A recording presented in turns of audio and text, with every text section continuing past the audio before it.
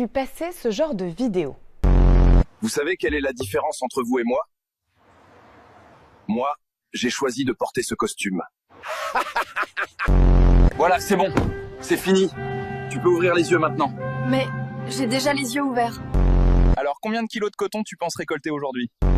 Depuis quelques semaines, les réseaux sociaux sont inondés par ces vidéos générées grâce à l'intelligence artificielle et qui, sous couvert d'humour, sont clairement racistes. Animalisation, stéréotypes en tout genre sur les personnes noires, asiatiques, arabes ou juives, tout ça est possible grâce à VO3, la nouvelle IA hyper réaliste de Google.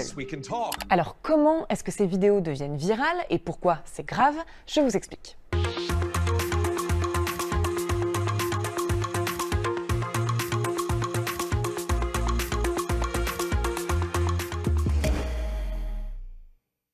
J'ai adopté un chien, il s'appelle Rouleau de Printemps, et je vais l'amener dans ma famille pour le leur présenter, et on va essayer de ne pas le manger. C'est trop cher de se faire assurer contre le vol. Autant juste acheter du jambon, c'est plus simple et moins cher. Ces vidéos, créées grâce à l'IA, font des millions de vues sur les réseaux sociaux. Elles vous font rire, pourtant c'est ce qu'on appelle du racisme banalisé. Avec des vidéos hyper réalistes, certains comptes diffusent à large échelle des stéréotypes racistes. Mais en faisant des petites blagues, comme ça passe mieux. Pour le Ballon d'Or, vous préférez Yamal ou Dembélé? Moi, je préfère Jordan Bardella, virez-moi toute cette racaille. Passe. Quelqu'un a fait tomber 2 €. Allez, un dernier. Et je pourrais enfin payer mon voile et ma télévision. Tout le monde en prend pour son grade. Mais les caricatures les plus partagées, ce sont les mises en scène de gorilles censées représenter des personnes noires. Direction la France avec les poteaux. Ils sont pressés de toucher les allocs, on dirait. La tendance vient des États-Unis, mais certains comptes français l'ont reprise pour faire passer leurs propres idées racistes. Évidemment, impossible de savoir qui se cache derrière ces comptes, qui profitent d'ailleurs de leurs millions de vues pour vendre des formations douteuses. Alors animaliser à des fins racistes, c'est clairement pas nouveau. Petit cours d'histoire ? La riche idée d'associer l'homme noir à un singe date du XVIIIe siècle. Animaliser revient à déshumaniser et donc permet de hiérarchiser racialement le monde. Très pratique pour justifier par exemple l'esclavage. Ici, ce qui est nouveau et assez flippant, c'est l'utilisation de l'intelligence artificielle. Mais alors, comment ça fonctionne ? Tous ces sketchs racistes, ils sont générés par VO3, le nouvel outil IA de Google. We can talk. No more silence. Yes, we can talk. We can talk. We can talk. C'est sorti en mai 2025, d'abord aux États-Unis, puis en Europe depuis début juillet. Le principe est simple, vous décrivez la scène que vous voulez générer et l'outil la crée. Par exemple, génère-moi une vidéo d'un cheval qui rentre dans un bar. C'est marrant, inoffensif et hyper réaliste. Ça fait un tabac quand c'est sorti. Et les réseaux sociaux ont été inondés de fausses scènes de films, micro-trottoirs ou vlogs, avec des scénarios plus fous les uns que les autres. Jusqu'à ce qu'évidemment, ça dérape.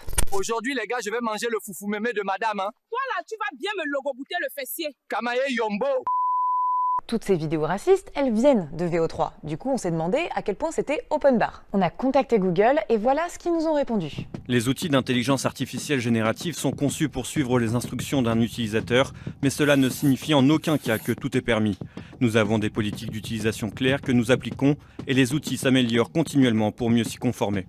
Ok, sauf que malgré leur caractère raciste, elles sont bel et bien générées, ces vidéos. Si on allait voir du côté des réseaux maintenant. Direction TikTok qui relaie massivement ces vidéos. Si on fouille dans leurs conditions d'utilisation, on trouve ça. Vous ne devez pas utiliser la plateforme pour faire quoi que ce soit d'illégal, distribuer tout contenu sur la plateforme qui est haineux, promeut la discrimination fondée sur la race, l'origine ethnique, la nationalité, la religion. Petit rappel comme ça, au-delà d'être haineux et discriminant, le racisme c'est illégal. C'est la loi qui le dit. Le racisme n'est pas une opinion, mais un délit. Du coup, pourquoi ces vidéos sont encore partout sur TikTok? Nos confrères du journal Le Monde ont tenté de confronter la plateforme. Et voilà ce qu'elle a répondu. Plus de 94% des contenus retirés pour violation des règles de la communauté l'ont été de manière proactive, c'est-à-dire avant même qu'ils ne soient signalés par les utilisateurs.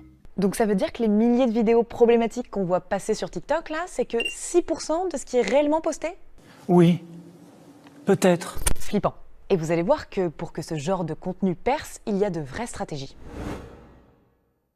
Dans son enquête, Le Monde a identifié 17 comptes TikTok qui publient régulièrement ces vidéos racistes, rien qu'en France. Ils ont tous la même stratégie, publier des tonnes de vidéos sans arrêt, en espérant qu'au moins l'une d'entre elles fasse le buzz. En effet, si on regarde leurs stats, on se rend compte que la plupart des vidéos flop et que seulement quelques-unes pètent les scores. Et c'est pour ça que ça tombe dans l'algorithme de Monsieur Tout-le-Monde. De son côté, l'IA de TikTok prend ces vidéos pour du contenu viral et les diffuse à grande échelle. Les gens sont choqués et commentent. Résultat, ça crée encore plus d'intérêt et la vidéo remonte encore et encore. Un vrai cercle vicieux. Et le problème ne s'arrête pas là. C'est tellement repris sur les réseaux que certaines personnes partagent sans même capter que c'est une tendance raciste. Exemple concret, vous vous rappelez de ces comptes qui utilisent des singes pour faire passer leurs idées racistes? J'ai ramené mes frérots là, restez branchés. Ils sont venus pour les allocs, mais en vrai, je vais juste les vendre au Black Friday. Eh bien, mi-juillet, la com du département de la Drôme a décidé de reprendre ce personnage pour faire ses spots de prévention de l'été. Salut les gars! Aujourd'hui on est dans la Drôme, c'est magnifique ici. Je me suis fait mal les gars, je crois que je me suis cassé le bras en sautant. Bordel, j'aurais dû écouter les messages de prévention de la préfecture.